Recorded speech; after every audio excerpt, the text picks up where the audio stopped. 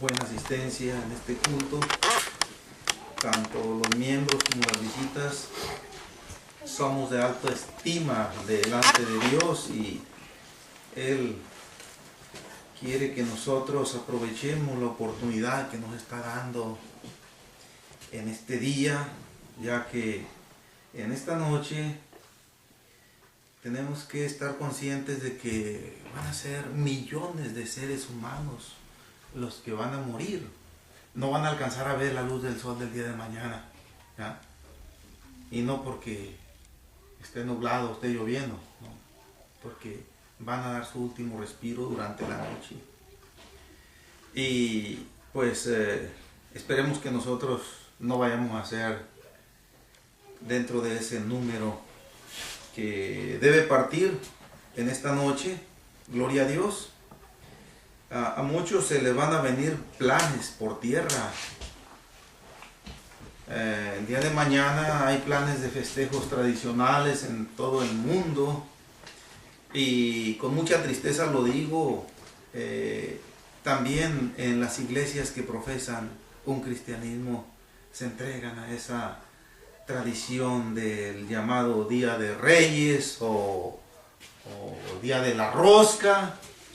De alguna manera es triste en la humanidad inconversa, pues hasta cierto punto se puede conceder razón, porque no está la luz del Señor ahí, pero después de que se ha recibido el entendimiento y la revelación por la palabra de Dios, y desafiar al Señor de esa manera es peligroso, es letal, gloria a Dios.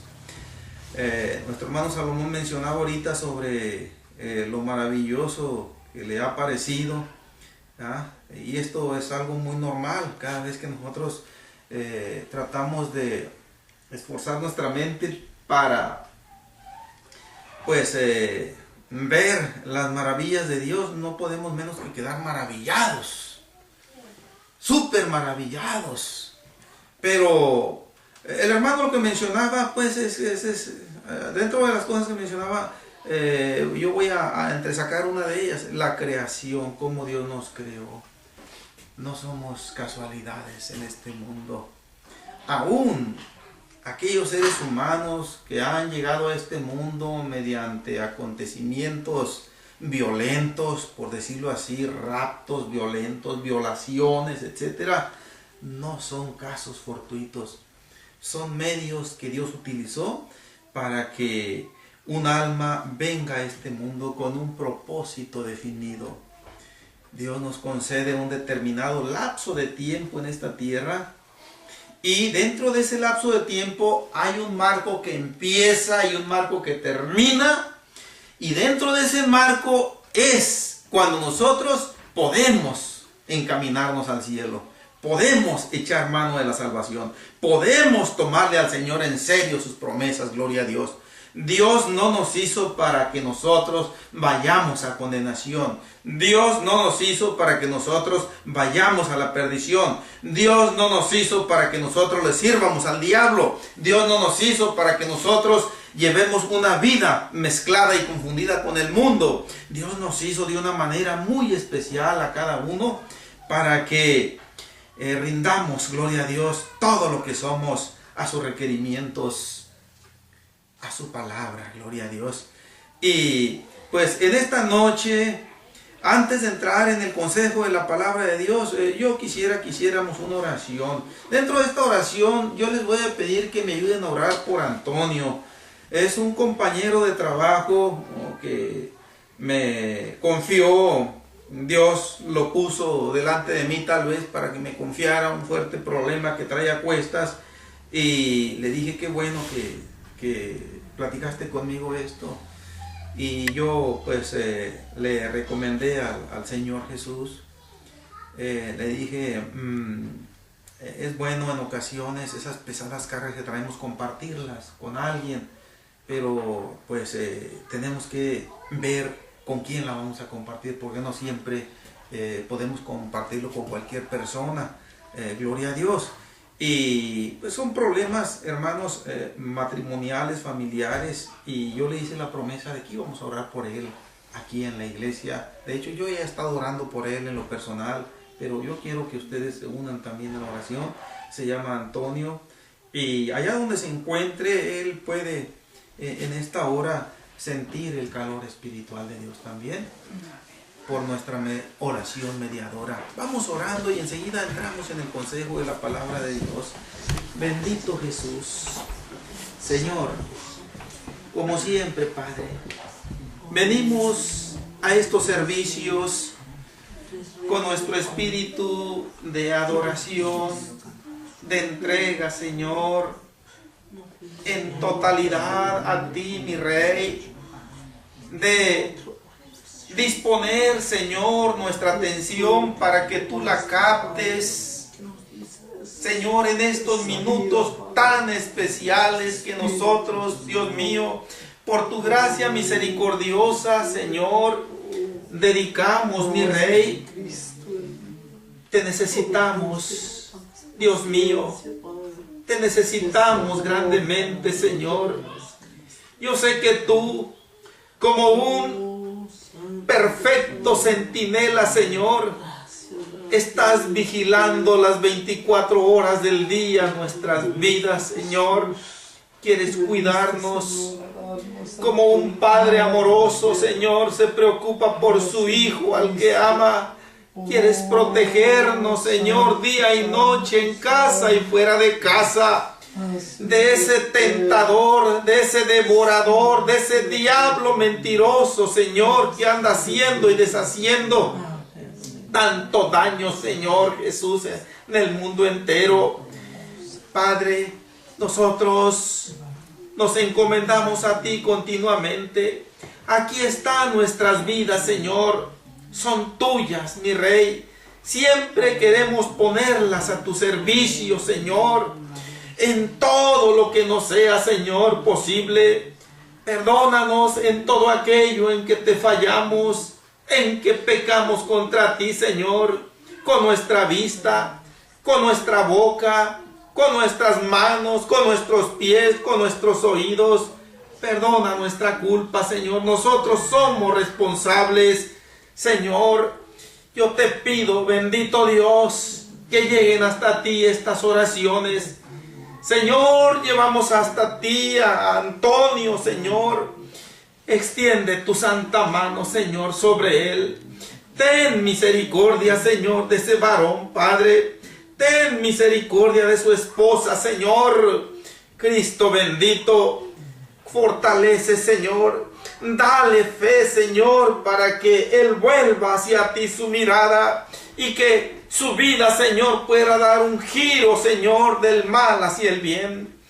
Amoroso Padre, ahora queremos, Señor, que tu santa palabra llegue a nosotros. Es tu misma voz que dejaste, Señor, escrita, para que nosotros, Señor, a través de ella, guiemos nuestras vidas, Señor, en esta tierra. Ilumínanos. Yo necesito de ti, Señor, esa gracia preciosa para predicar tu palabra, Señor, con toda veracidad. En ocasiones, a través de ella, tú nos consuelas, nos aconsejas, Señor, nos sanas también, pero también en ocasiones nos censuras, nos reprendes, Señor. Gracias por todo lo que a través de ella tú haces en nosotros, Padre. En el nombre de Jesús de Nazaret nos encomendamos a ti, Señor. Seas tú glorificado y exaltado. Amén. Aleluya. Gloria a Dios. Gloria a Dios. Entonces, hermanos, a todos los que les sea posible, tomen sus Biblias y acompáñenme en el Evangelio de San Juan, capítulo 17. Debemos recordar que estamos viendo el testimonio de Judas Iscariote, el último de los apóstoles que los escritores bíblicos mencionan en la narración de la lista de apóstoles. Empiezan con el apóstol Pedro, que su nombre original fue Simón, y terminaron con Judas Iscariote, el que también le entregó Judas Iscariote, el que llegó a ser el traidor, menciona Lucas. Y aquí tenemos en el Evangelio de San Juan, capítulo 17, solamente un versículo antes de seguir con las correspondientes citas bíblicas que hacen alusión de alguna manera al comportamiento de Judas, como ese perfil traicionero se fue clarificando poco a poco más, aunque muy secretamente fue haciéndolo ante sus compañeros apóstoles, pero ante el Señor Jesús nada pudo quedar oculto. Desde un principio él pudo ver en el mismo instante cuando empezó a nacer ese germen maligno dentro de Judas. Capítulo 17, versículo 12 solamente del Evangelio de San Juan. Yo lo voy a leer en voz alta, ustedes síganme con su vista. Dice así, en el nombre del Señor Jesús. Cuando estaba con ellos en el mundo, yo los guardaba en tu nombre.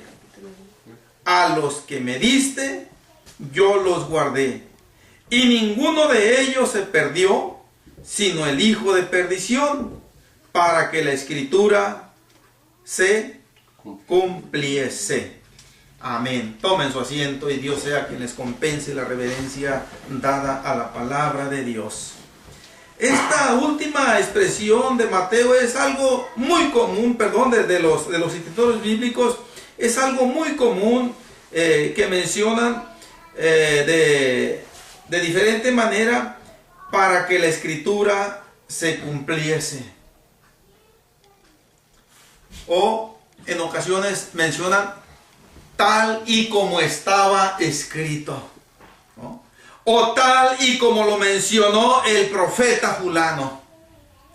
Porque todo lo que ha salido de la boca de Dios tiene su debido cumplimiento. Y aquí el Señor está haciendo una alusión a Judas, que lanza un mensaje espiritual para todos los discípulos, primeramente, que pretendemos ser del Señor Jesucristo. Pero también es un mensaje espiritual que se desparrama por sobre todo el planeta y llega a cada uno de los seres humanos que la poblamos, independientemente de nuestra credibilidad o no a la palabra de Dios. Y la expresión es, sino el hijo de perdición. Esta es una expresión que entre los judíos era muy común.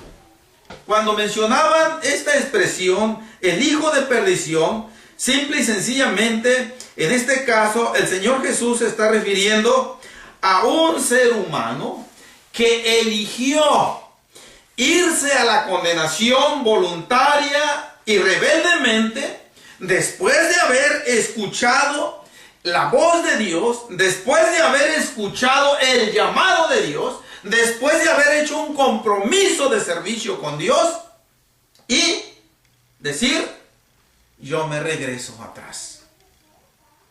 Yo ya no quiero nada con Dios. Yo voy a hacer de mi vida lo que mejor me plazca. Yo no le voy a entregar las riendas de mi vida a ningún Cristo, a ningún Dios. Yo voy a ser el amo y Señor de mi vida. A eso el Señor Jesús le llama ser un hijo de perdición. Suena dura esta expresión. Yo espero que nuestras visitas no se nos vayan a sentir y que ya nunca se nos paren por aquí. No, esto no lleva ninguna finalidad de esto. Dios no nos creó a nadie, a ningún ser humano para que se vaya al infierno. Dios no quiere la muerte del pecador. Dios quiere que el pecador se arrepienta y viva. Y para eso es para lo cual el Señor envió a sus discípulos al mundo. En el versículo anterior, estoy saliendo ligeramente del tema medular que dice sobre Judas. En el versículo 9, notemos cómo el Señor en su oración por sus apóstoles dice, yo ruego por ellos, no ruego por el mundo, sino por los que me diste, porque tuyos son. Aparentemente, aquí hay una contradicción. No ruego por ellos, yo ruego por ellos, no ruego por el mundo.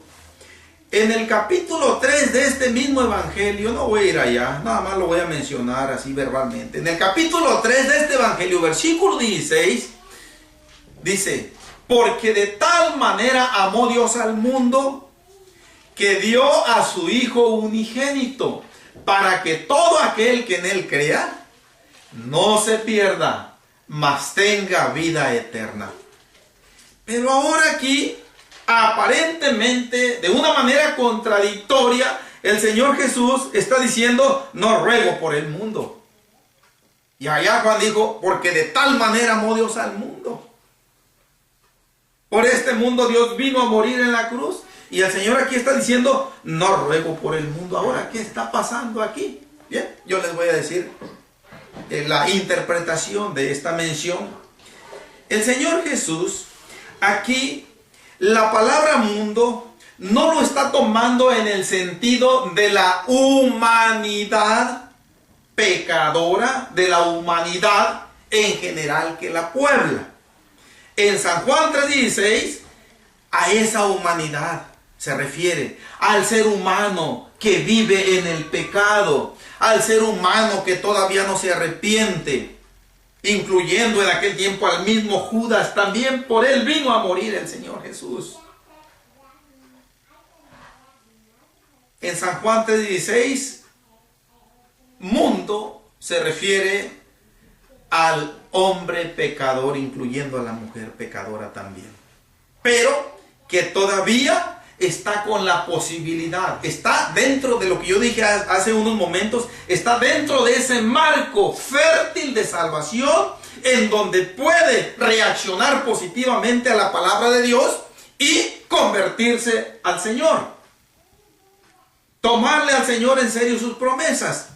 Pero aquí, cuando el Señor dice: no ruego por el mundo, aquí la palabra mundo ya no significa la humanidad que vaga sin Cristo. Aquí la palabra mundo quiere decir la forma de vida pecaminosa en que vive la humanidad. En otras palabras, el pecado en que la humanidad está atada. El Señor está diciendo: yo no estoy orando por el pecado. Como decir, Dios ama al pecador, pero no ama al pecado.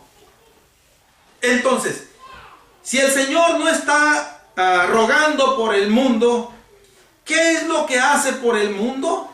Bien, el Señor lo que hace por el mundo es, le envía a sus discípulos para que los discípulos le lleven la palabra de vida eterna al mundo y que se arrepienta.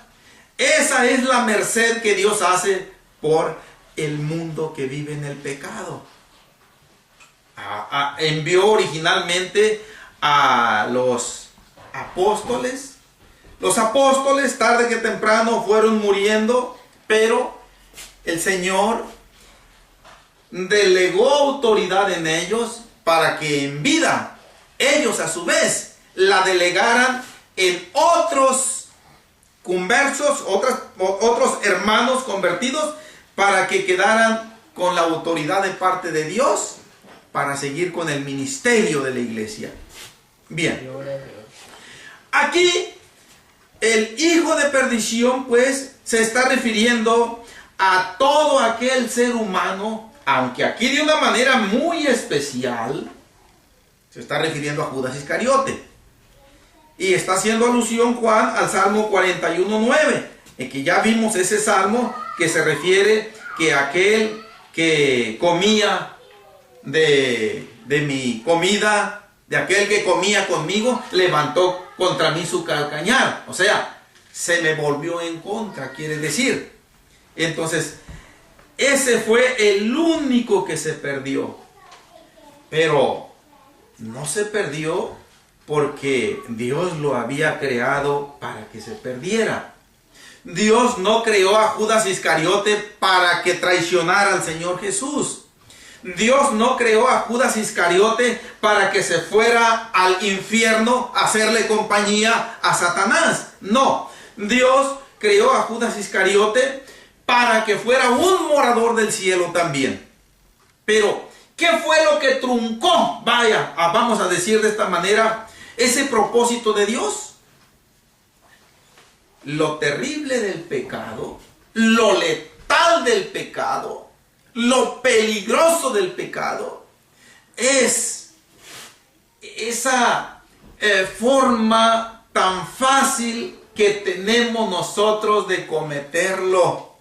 Esa libertad que tenemos de cometerlo, eso es lo peligroso. Y eso es lo que operó en Judas Iscariote. Ya vimos en su oportunidad cómo Dios le estuvo dando oportunidades para que se arrepintiera. Le estuvo sonando las campanitas de alarma para que se arrepintiera de diferentes maneras. Y Judas dijo, no, yo voy a seguir adelante con el plan que ya empecé a fraguar dentro de mí, y estuvo maquinando la traición. Ya vimos cómo se apersonó con las autoridades religiosas de aquel entonces y les propuso que él se los iba a entregar, pero a cambio de que le dieran una cantidad de dinero. Ya vimos que le asignaron 30 piezas de plata y él no dejó escapar esa oportunidad. Parece ser que esa cantidad aparentemente llenó a Judas de esa satisfacción que él deseaba satisfacer dentro de él. Pero vamos a ver más adelante que solamente es una de las muchas trampas que Satanás utiliza para arrastrar al ser humano a que le haga compañía en el lago de fuego. Sí. Vamos a ver después cómo ese dinero que Judas pues lo miraba como la gran cosa, después llegó a asquearle, a aterrorizarle inclusive el tenerlo en sus manos. Pero ya llegaremos en su oportunidad a eso. Hijo de perdición, pues, era una expresión muy común entre los judíos. El profeta Isaías en el capítulo 57 menciona una expresión que tiene este mismo sentido y que está con diferentes palabras. Capítulo 57 de Isaías.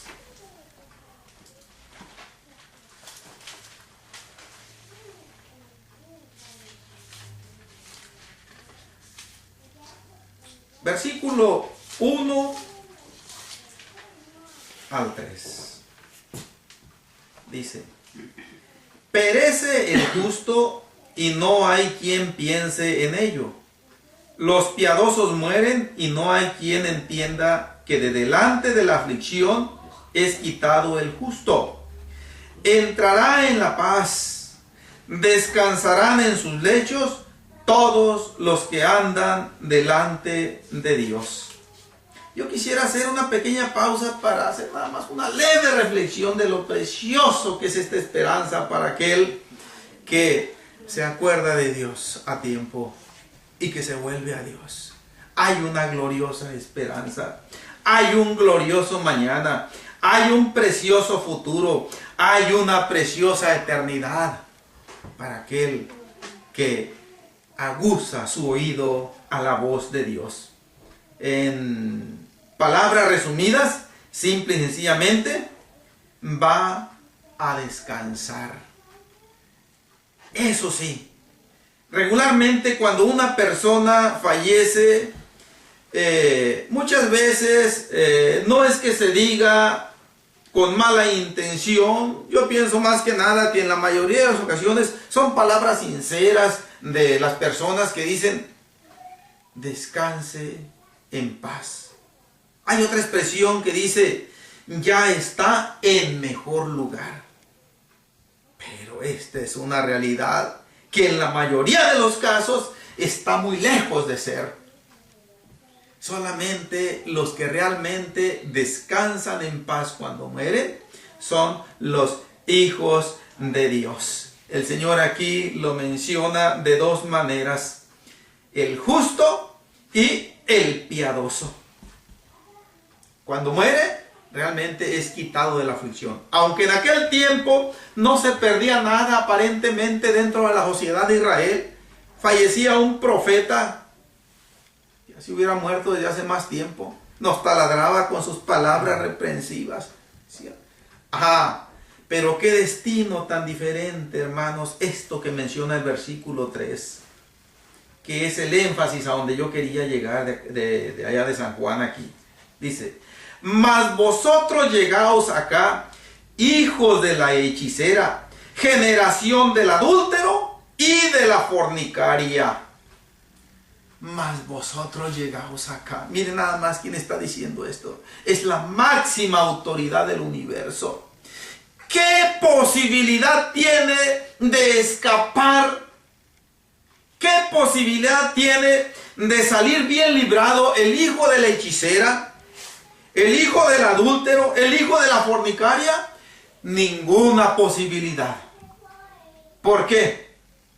Porque en vida se dedicó a eso. Eso quiere decir aquí el Señor a través del profeta Isaías. No quiere decir que su madre era una hechicera.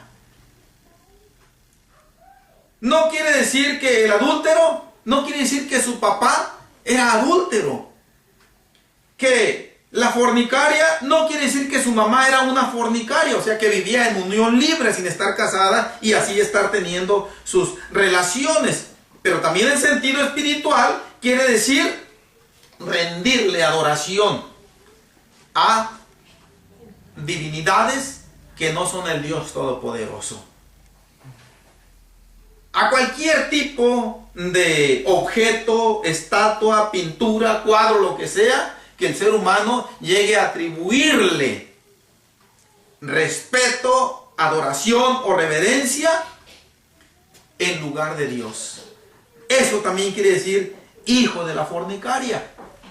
Entonces, hermanos, esta expresión aquí viene a última instancia quedando en lo que el Señor Jesús dijo ahí en San Juan: son hijos de perdición también. Y no quisiéramos para nadie este destino. San Juan 8:44, antes de seguir adelante, el Señor Jesús usó una expresión que sube un poco de tono más aquí para los judíos. San Juan 8:44.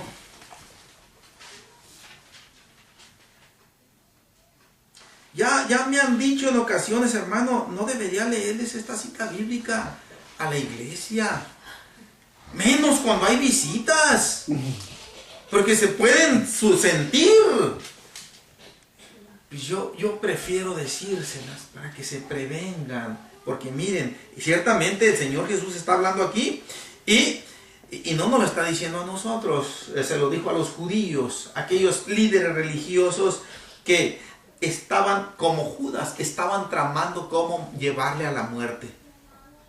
Y el Señor Jesús les dice, San Juan 8:44, vosotros sois de vuestro padre el diablo, y los deseos de vuestro padre queréis hacer. Él ha sido homicida desde el principio, y no ha permanecido en la verdad, porque no hay verdad en él. Cuando habla mentira, de suyo habla, porque es mentiroso y padre de mentira. Mire cuántas cosas el Señor está diciendo aquí a los judíos.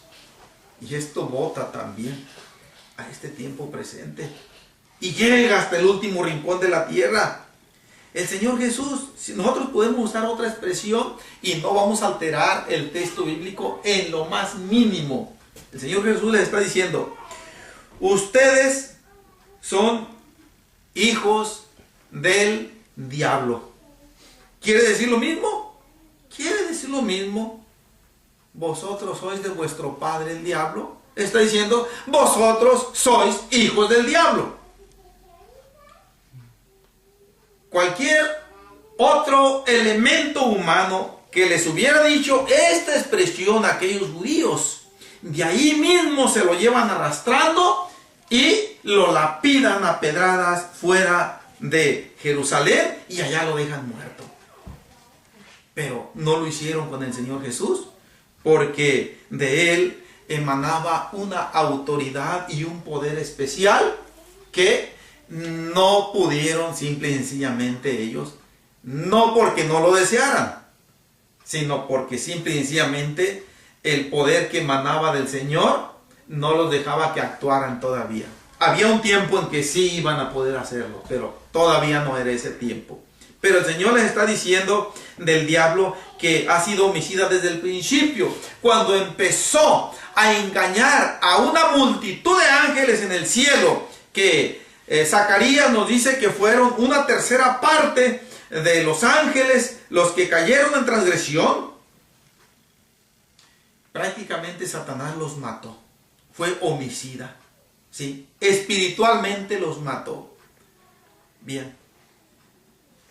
Y les está diciendo que así como Satanás es homicida y así como Satanás es mentiroso, nunca habla nada que sea de acuerdo a la verdad. Él solamente habla mentira porque es lo que trae por dentro. No tiene nada más que hablar más que pura mentira. Y ustedes están haciendo lo mismo.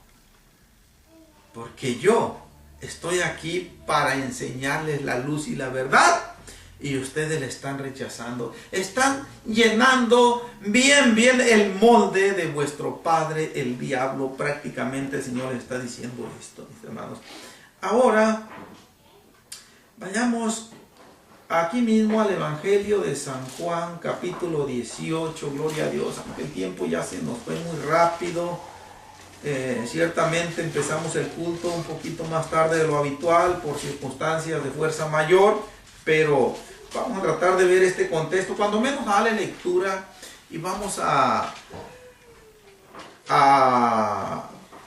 entrar en él, a ver verso por verso y ver, hermanos, qué es lo que nos dice a nosotros.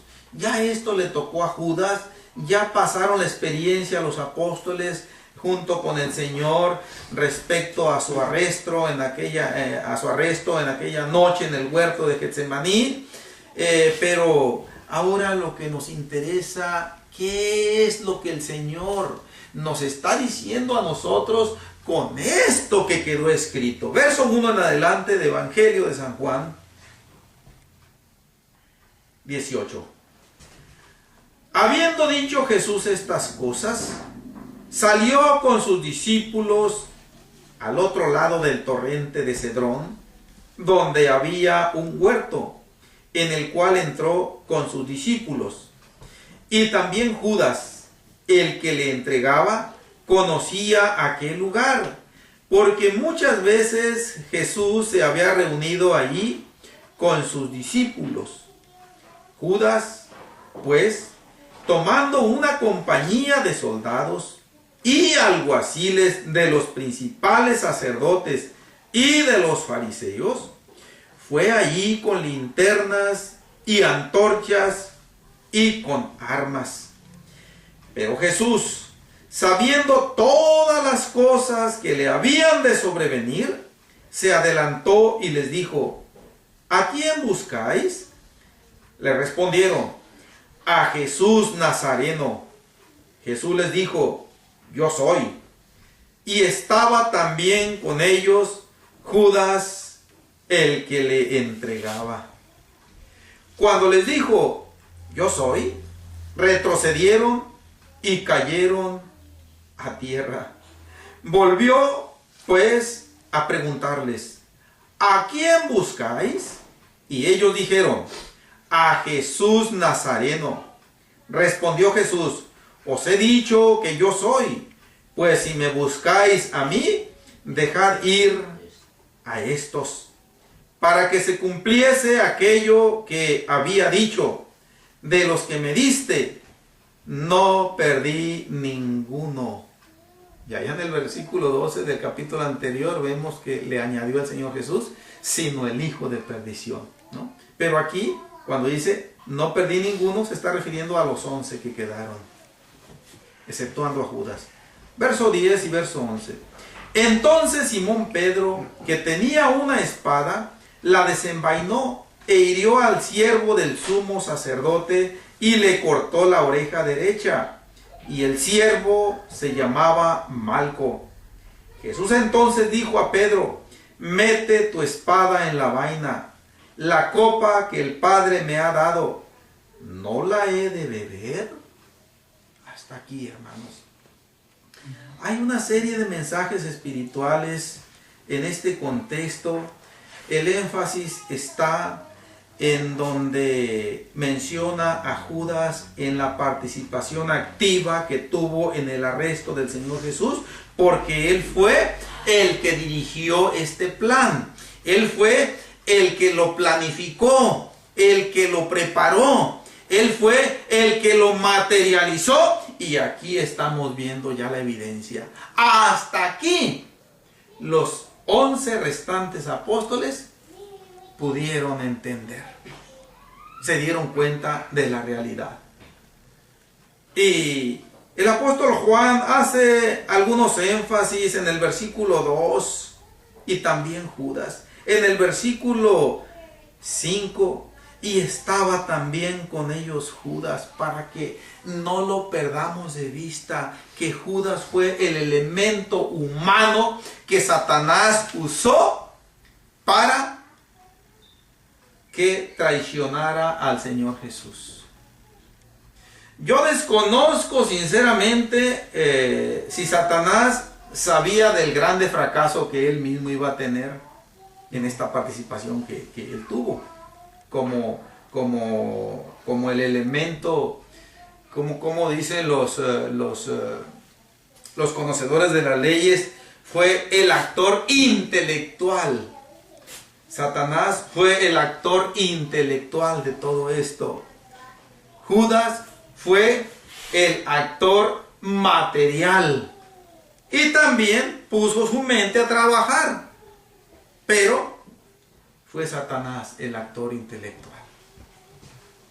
Regularmente cuando se comete algún delito, algún crimen, se participan estos dos elementos. El actor intelectual, que puede ser la misma persona que lo lleva a cabo, o puede ser una persona ajena, y el actor material, que es el que ejecuta ese delito. Y tanto el uno como el otro tienen una fuerte, de parte de la ley, tienen una fuerte penalidad. Alguien llegó a decir por ahí, y aquí cabe ese dicho, que tanto peca el que mata como el que agarra la pata. Yo creo que nuestro amigo Eladio más de alguna ocasión ha hecho con las pobres vacas por allá en el rancho, ¿no? Pero bueno, este es solamente un dicho que aplica como para referirse al que interviene planificando la comisión de un delito, como aquel que se dispone para llevarlo a cabo. Las dos cosas son castigadas por la ley, tanto por la ley terrenal como por la ley divina, más que nada. Gloria a Dios. Juan nos está diciendo, aunque parezca mentira, pero aquel que recibió de parte de Dios tanta gracia, tanto favor inmerecido, y esa gloriosa oportunidad de ser uno de sus apóstoles, dice, parece mentira que esté ahí activando como el peor enemigo ahora. Bueno, dije, solamente quería leer el contexto, mis hermanos, pero vamos a dejarlo. Hay mucho de qué hablar en estos 11 versículos y vamos a tratar de hacerlo, como siempre, verso por verso, quizás echando mano de otras citas bíblicas que aplican aquí también.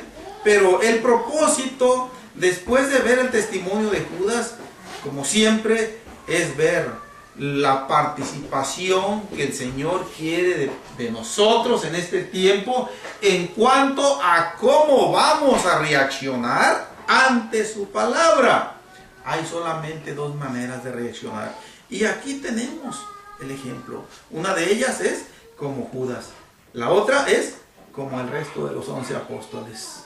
Valientes allí. Aunque no lo dudo yo tantito, que tuvieron bastante miedo cuando vieron aquella turbulencia de gente armada con antorchas y todo eso. Tanto así que los evangelistas nos dicen que huyeron. Dejaron al Señor Jesús solo. Es una evidencia de que tenían miedo.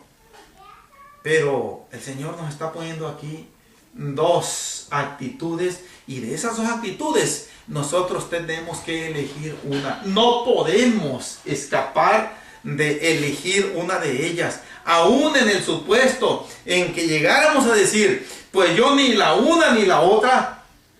Estamos eligiendo la decisión de Judas en ese caso. Así de serio es la palabra de Dios. Así de seria es la palabra de Dios. Vamos orando. Yo quiero hacer una oración por todos ustedes, hermanos, por las visitas. El tiempo se acaba. Dije, mañana millones ya no van a amanecer con vida. Y no porque hayan estado en un estado de gravidez, de alguna enfermedad, de cáncer, de sida, no. Porque el Señor hasta ahí les había pintado el término. Y no pasaremos de esa raya, dijo Eclesiastés. Vamos orando. Señor,